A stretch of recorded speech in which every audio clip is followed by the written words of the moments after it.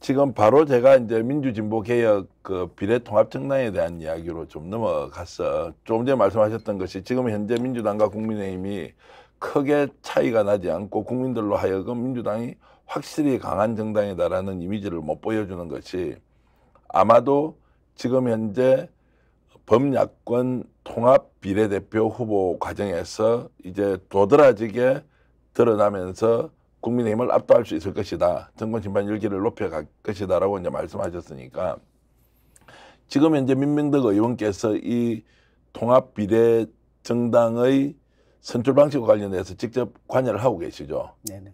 그러면 거기에 이제 들어가 계신 분들을 어떻게 부릅니까? 지금 몇 분 계시나요? 추진단이라고 부릅니다. 추진단이라고 네네네. 부르고. 그러면 통합 비례정당이라고는 이름은 정했습니까? 아니요. 지금 가칭은 예. 민주개혁진보연합. 아, 민주개혁진보연합. 민주개혁진보연합이고 이걸 이제 표현할 때는 통합비례정당이라고 그냥 얘기를 네네네. 하는 것이고 거기에 이제 진성준 의원 계시고 박홍근 단장이 계시고 민병도 의원하고 그러니까 박홍근 단장, 그러니까 예. 박홍근 원내대표, 전 원내대표가 추진 단장이고 예. 부단장이 김영진 의원, 예, 그 예. 지금 당대표의 정무조정실장인 예. 거죠. 그 다음에 진성준 의원, 박주민 의원, 전 원내수석부 대표, 그리고 현 원내수석부 대표. 예. 그다음에 한병도 의원, 조승래 의원, 예. 현 전략위원장, 전 전략위원장. 예. 그다음에 김성환 의원, 그 인재위원회 간사. 거기에다가 이제 제가 이렇게 있는 거예요. 그렇게 8명입니다. 자, 그렇게 해서 이제 지금 추진을 하고 오히려 병리평으로 가지 않는다고 반발할 것 같았었는데 실제로 이제 연동형으로 가니까 차라리 정치 결단 잘했다. 이번 기회에 범야권 빅텐트를 만들어서 정권 심판 제대로 하자. 이렇게 대체로 의견은 다 모여가는 것 같습니다. 자, 지금 야권 쪽의 소수 정당들은 지금 분위기는 어떻습니까? 아, 잘 됐다고 적극적으로 참여한다는 이런 분위기가 있습니까? 그러니까 한마디로 말할 수 없는 이유가 예. 녹색정의당과 네. 진보당과 그다음에 새로운 진보, 예, 예. 새진보연합, 새진보연합, 예, 과거에 이제 기본소득당이죠. 예, 예. 이런 세 군데가 있는데 새진보연합, 기본소득당이었던 새진보연합과 진보당은 아주 적극적입니다. 예. 적극적이고 오늘도 저희 협상하고 왔는데 녹색정의당은 아직 적극적이지 않고 거기가 지금 분위기상은 좀 어려워 보이는 분위기도 있습니다. 거기는 이제 녹색당과 정의당이 합해졌고 녹색당은 이 연합을 반대하는 것 같고 정의당에서도 일부는 찬성하고 일부는 반대하고 있어가지고 이게 좀 내용이 큽니다. 그래서 15일 정도까지 저희한테 기다려달라고 그래서 기다리고는 있는데 아마 녹색정의당이 저는 들어와야지 조금 우리의 명분이 더 크고 그리고 실리도 더 커질 거라고 보는데 안 들어올 수도 있겠다라는 생각입니다. 자, 정의당 쪽은 그나마 들어가서 할 수 있는데 녹색당 쪽에서 들어가기가 아예 어렵다 또는 안 된다 우리는 하지 않는다 이렇게 기류가 강하게 형성되어 있는 거죠. 네, 그렇게 있습니다. 자, 그러면 만약에 녹색정의당이 빠지더라도 이게 범야권 이제 연대는 계속 가기는 가야 되지 않습니까? 네, 우리가 그렇게 선언해 놨습니다. 이번 주 토요일까지 기다리고 예. 그때까지 답이 없으면 하기로 한 대들끼리 개문발차하겠다.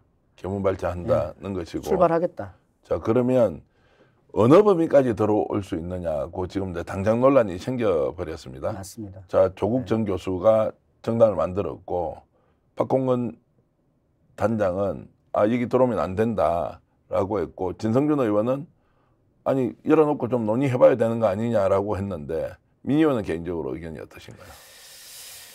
우리 당대표께서는 조금 열어놓는 듯한 느낌이었어요. 예. 뭐 모든 세력이 합해져야 되고 예. 그리고 그 기준은 국민의 눈높이다 이렇게 예. 말씀하셨고 박홍근 단장은 아니다 이렇게 말씀하셨는데 저는 그렇게 좀 한쪽은 좀 열어놓고 한쪽은 실무 협상하는 분들은 좀 어렵다 이게 맞는 것 같고 저도 실무 협상하는 입장에서는 우리가 중도 확장을 위해서 이걸 하는 건데 조국 장관의 그 신당이 들어왔을 때에는 다소도 좀 우리의 원래 목적이 좀 훼손되지 않을까라는 생각이 들고 뿐만 아니라 우리랑 같이 하려고 하는 소수 정당 중에서도 강력하게 반대하는 쪽도 있고 그래서 저는 인간적으로야 조국 장관의 상태와 이런 거에 대해서 다 이해가 되지만 근데 그 억울함과 이런 것들을 지금 정치적으로 풀려고 하는 것들이 다소 저는 좀 무리다.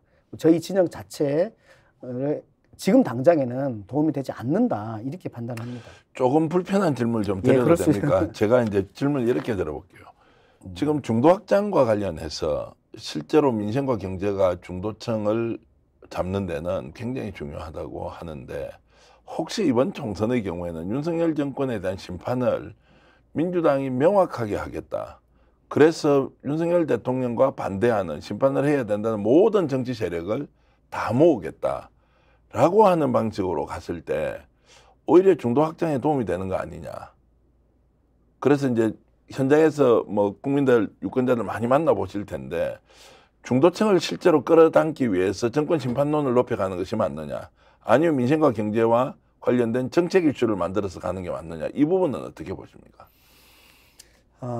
저는 한 단계를 더 해야 된다고 보는 거예요. 예. 그러니까 어떤 분들은 윤석열 정말 보기 싫으니까 빨리 심판해줘, 제발 내가 이렇게 말씀하시는 분도 있고, 또 조금 더 고관여층 같은 경우에는 아니 민주당이 180석 가지고 뭐 했어? 예. 뭐 할 것인지를 좀 보여줘. 이렇게 말씀하시는 분도 있거든요. 그러니까 다양하게 있는 건데 저는 그 윤석열 심판을 기본으로 하되 무엇을 할 것이라는 것을 우리가 보여줘야 한다는 거고, 그 무엇을 민주당 혼자서는 할 수 없기 때문에 같이 해야 된다. 연합해야 된다. 윤석열 심판이라는 것도 우리가 좀 추상적이잖아요. 윤석열 심판에서 무엇을 할 건데, 윤석열이 어떤 걸 심판할 건데, 윤석열의 거부권을 심판할 것인지, 그리고 윤석열이 하고 있는 이 국정 기조, 이것을 변화시킬 것인지, 그리고 변화하지 않으면 그러면은 물러나게 해야 될 것인지, 이런 부분들과 관련해서 저는 우리 중도까지 포함해서 쫙 동원이 돼서 투표하게 하려면은 목표가 있어야 한다고 봐요. 그 목표가 윤석열 심판라기보다는 거부권을 거부하자라든지, 또는 개헌이라든지, 또는 제가 제 말로 하기는 좀 그렇지만 이런 목표들을 정확하게 제시해야 한다고 보거든요. 네.